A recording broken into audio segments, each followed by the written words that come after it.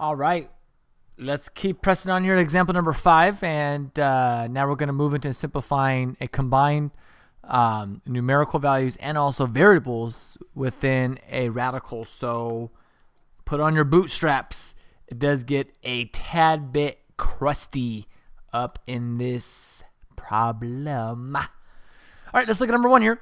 Let's see. So we're taking the square root of 25p to the power of 7. All right.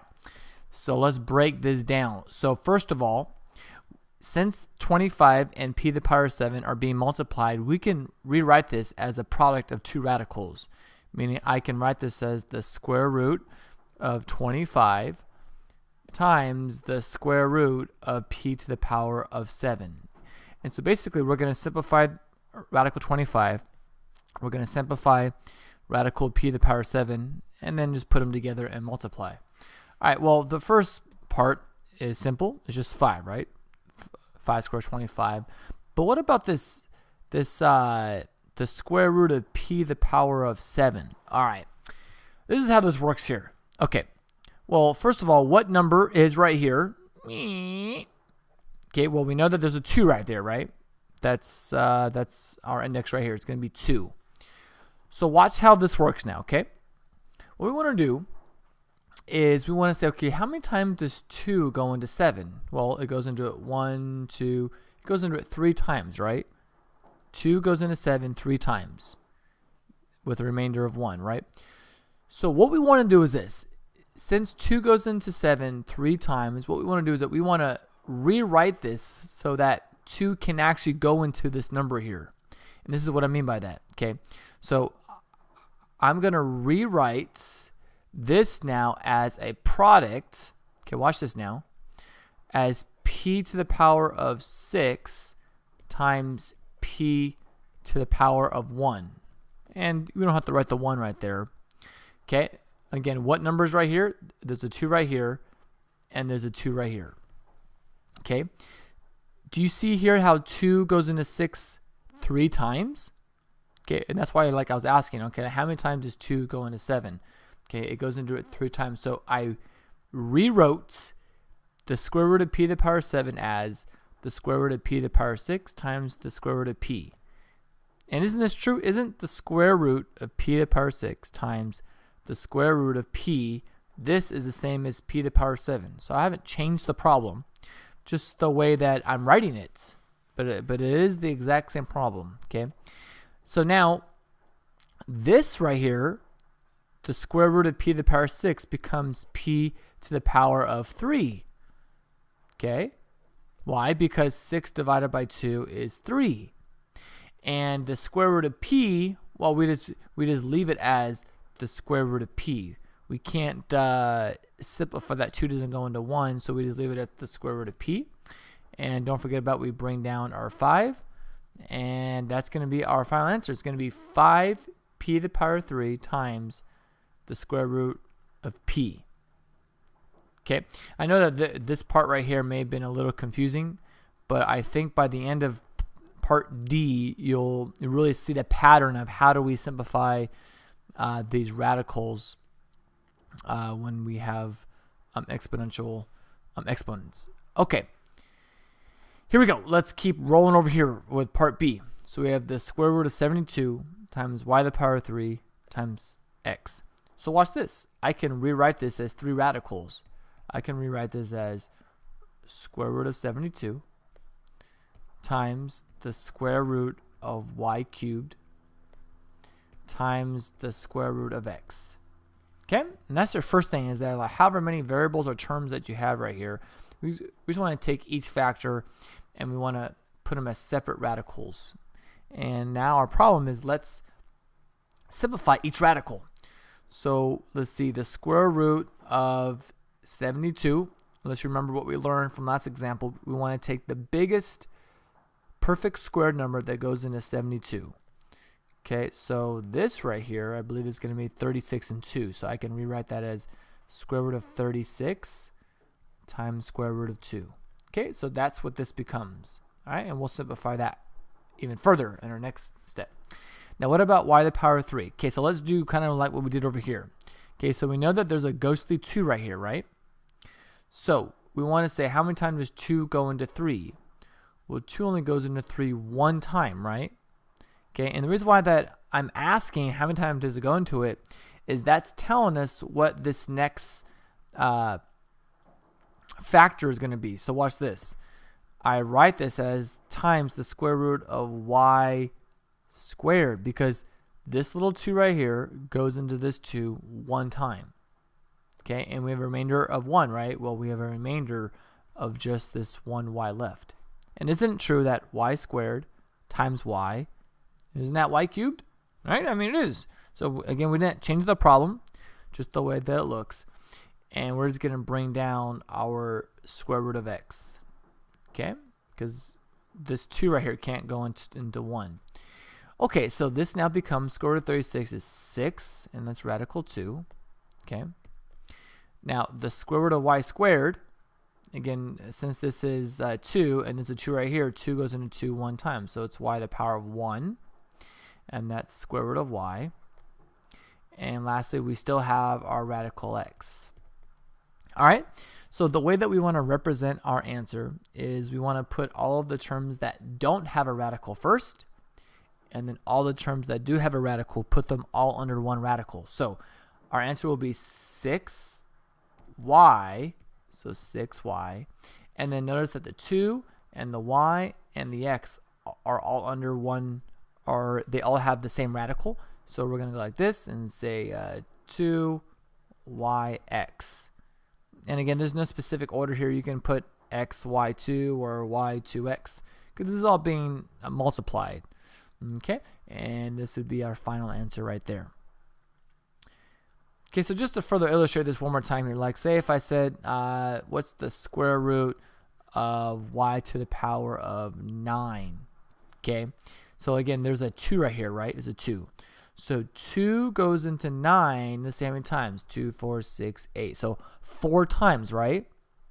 4 times. So that means I'm going to rewrite this as the square root of y to the power of 8 times y to the power of 1.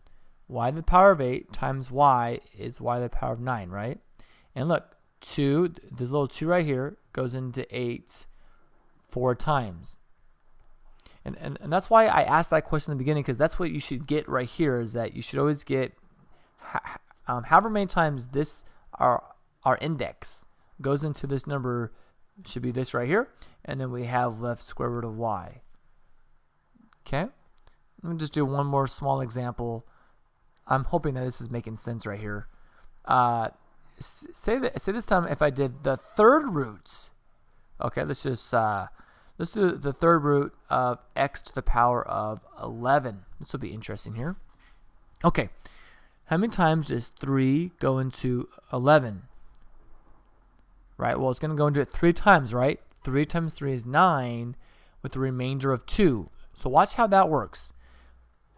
That means 3, or the cube root of x to the power of 9. Why? Because 3 goes into 9 3 times, and then what's going to be our remainder?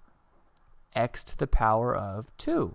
Because look, isn't x to the power of 9 times x to the power of 2? Doesn't that give us back? Oops, it's supposed to be a 3 right here. Not square root then. So it's the cube root of 9, the cube root of x to the power of 9, times the cube root of x to the power of 2 gives us back the cube root of x to the power of 11.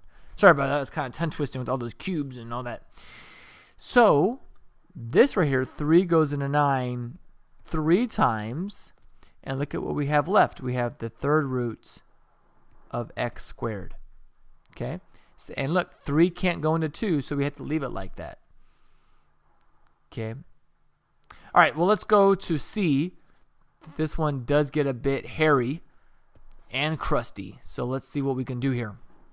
Okay, so we're taking the cube root of this whole thing. So let's first break this up into different products here. So I know I can say the cube root of negative 27 times the cube root of y to the power of 7 times the cube root of x to the power of 5, and if that's that enough, times the cube root of z to the power of 6.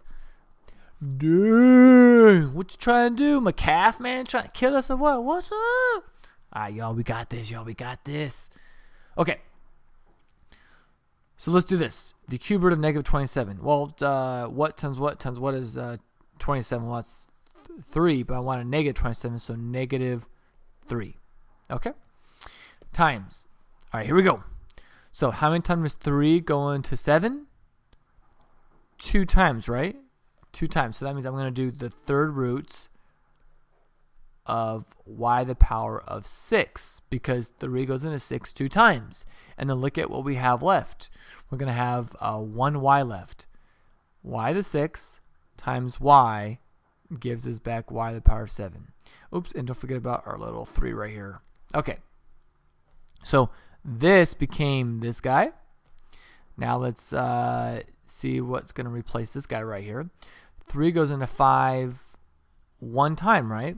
So I'm just gonna rewrite that as the cube roots of x to the power of 3, because 3 goes into 3 one time. And look at what we have left.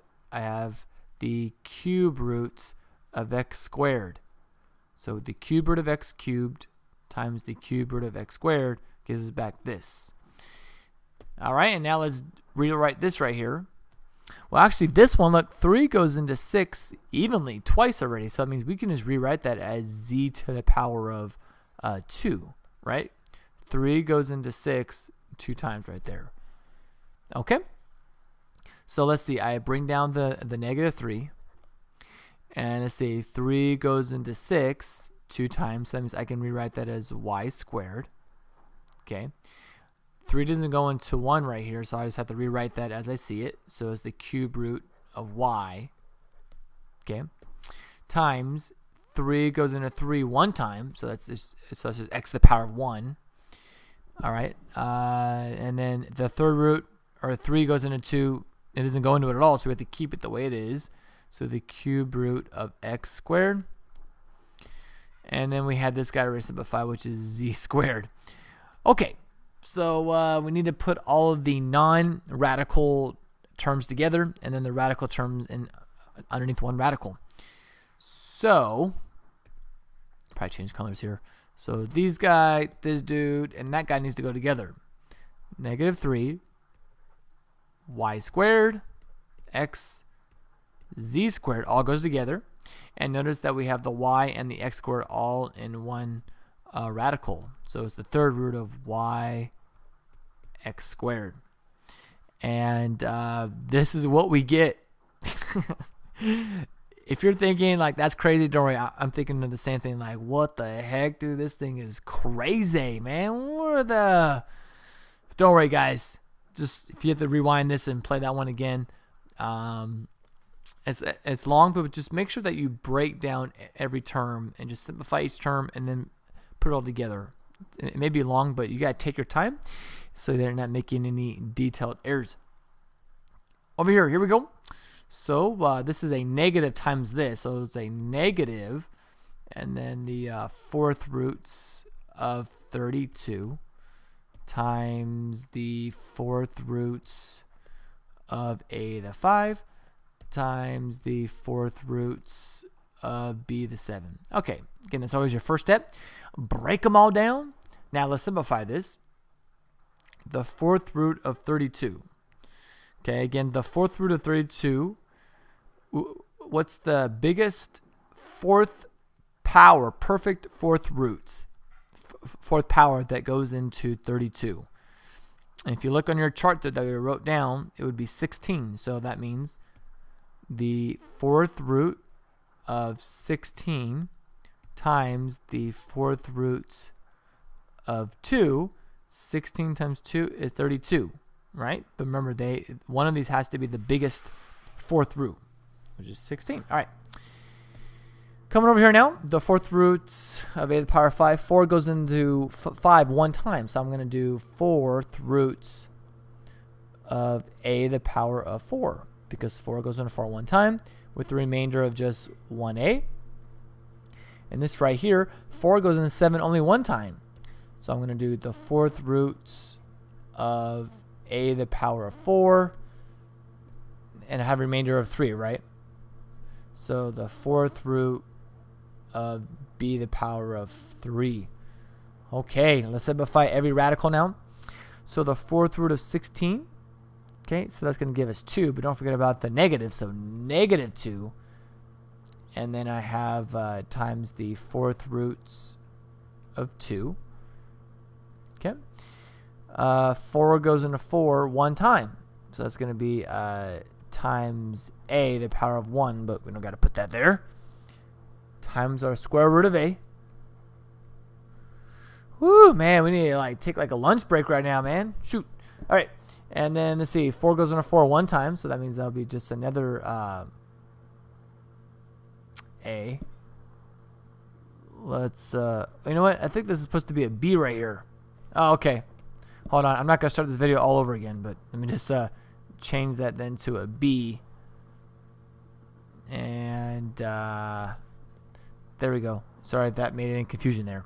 It's supposed to be a b. So 4 goes into 4 one time, so that's times b to the power of 1. And then we have left the 4th roots of b cubed. Okay, let's put it all together then. So let's see. That goes together, and that goes together. So negative 2ab. And then lastly, we have the 4th roots. And we put the 2a and then b cubed. So 2ab cubed. And that should do that.